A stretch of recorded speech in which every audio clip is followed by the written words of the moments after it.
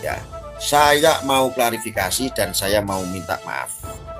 Ya, saya tidak pernah membela klan tertentu kalau itu salah. Mau itu Habib nek ngakune cucu Nabi sekalipun, kalau salah ya kita tidak pernah bela.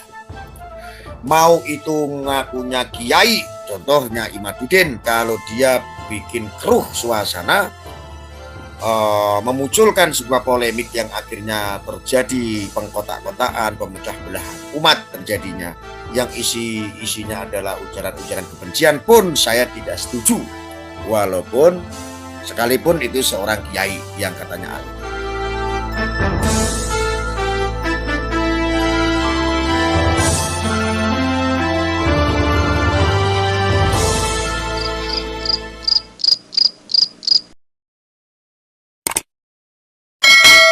Ya, lalu ada lagi gorengan-gorengan bahwa saya itu dianggap membela Pak Alawi. Ya, saya mau klarifikasi dan saya mau minta maaf. Ya, saya tidak pernah membela klan tertentu kalau itu salah. Mau itu Habib nek ngakune cucu Nabi sekalipun, kalau salah ya kita tidak pernah bela. Mau itu ngakunya kiai, contohnya Imaduddin, kalau dia bikin keruh suasana, memunculkan sebuah polemik yang akhirnya terjadi pengkotak-kotakan, pemecah belahan umat terjadinya, yang isinya adalah ujaran-ujaran kebencian pun saya tidak setuju, walaupun sekalipun itu seorang kiai yang katanya alim. Jadi nek kiai alim dia berkaca ya, ngaca diri ya, mosok kiai alim viral karena kontroversi, mosok kiai alim viral karena tesis yang gak jelas. Saya tidak pernah membela siapapun. Saya berdiri sendiri. Ya, saya tetap menyampaikan apa adanya. Saya tetap menyampaikan apa adanya. Kalau itu benar ya benar, kalau itu salah ya salah. Ya, jadi biasanya kan kelompok-kelompoknya Imat ini suka neror orang yang nggak sejalan ya. Jangankan saya, Gus Bahak yang begitu alim saja itu digradasi, diserang, dicaci maki, diintervensi, diintimidasi. Itu Gus Bahak karena tidak sejalan dengan pemikiran-pemikirannya Imaduddin. Ya. Jangankan Gus Bahak, Gus Kautsar, semuanya itu pokoknya kiai-kiai kita, ulama-ulama sepuh kita akan dijadikan bahan konten, dibully, dicaci maki, bila perlu dimakzulkan sama kelompok-kelompoknya Imat. Ya, saya tidak pernah sepakat itu. Kenapa kok saya lebih baik berdiri sendiri? Karena saya sangat paham sekali yang saya sampaikan 2 tahun yang lalu ketika saya keluar daripada mengawal kajiannya Imat yang gak jelas. Saya sudah sampaikan nanti bakal begini, bakal begitu, dan semuanya kan sudah terjadi. Semua sudah terjadi. Apapun itu, walaupun kalau sekarang narasi yang digoreng itu banyak katanya, oh Balawi rungkat, Balawi, tidak ada yang rungkat, tidak ada. Yang rungkat itu adalah otak Anda masing-masing. Yang berpolemik itu adalah otak Anda masing-masing. Gitu loh. Yang jelas umat Islam sangat rugi sekali ketika mengikuti tesis yang tidak jelas. Itu klarifikasi saya. Jadi tidaklah benar saya itu sedang berdiskusi atau berdebat dengan Ketua Robito Alawiyah, yaitu Habib Taufik Assegaf. Klarifikasi, itu nggak benar. Beliau bukan Habib Taufik Assegaf, bukan. Saya dari dulu udah klarifikasi, saya klarifikasi lagi. Ya, konten-konten sekarang orang kadang-kadang nyomot-nyomot video saya dipotong seolah saya mendukung Imat, itu bohong. Saya ngawal Imaduddin itu cuman awal-awal tok, selesai Haul Wali Songo, selesai ketemu Gus Fuad dulu di Hotel Jombang di Jawa Timur, itu sama Gus Fuad kemarin. Saya udah sampaikan, ini tidak benar Gus Fuad, Anda mau percaya kek, mau nggak terserah, yang penting ini sangat merugikan umat Islam. Ya, karena saya tidak ada kepentingan lagi, tidak ada. Saya tetap mau belajar istiqomah, saya tidak ada kepentingan. Ya, Lalu ketika ada orang, para mukimat-mukimat ini, alias mukibinya Imat, ngomong, Arya sekarang dibayar Pak Alawi, dapat duit segala macam nih. Wallahi, demi Allah, demi Rasulullah, kalau saya menerima uang besarnya Rp1.000 saja, saya ngomong menyuarakan kayak begini nih, dianggap saya membela Pak Alawi atau saya memusuhi Imat karena dibayar Pak Alawi. Wallahi demi Allah, kalau seandainya besarnya Rp1.000 saya pernah dapat duit dari urusan-urusan nasab ini, mudah-mudahan Allah akan habisi rezeki saya, keluarga saya, 7 keturunan. Wallah demi Allah ini saya bilang ya. Jadi apapun itu saya tidak ada kepentingan, saya menyuarakan ya, saya melihat wah ini nggak bagus ini. Saya mencontoh guru besar saya yaitu Gus Dur. Saya sebagai warga Nahdien melihat dulu ketika ada ketua umum MUI, ketua MUI dulu bilang bahwa tidak ada Juratul Rasul, akhirnya banyak Habib yang sangat menyayangkan statement itu. Banyak sekali yang komplain, para Habib juga khawatir, para alim ulama juga khawatir. Gus Dur tegak berdiri membela para habaib.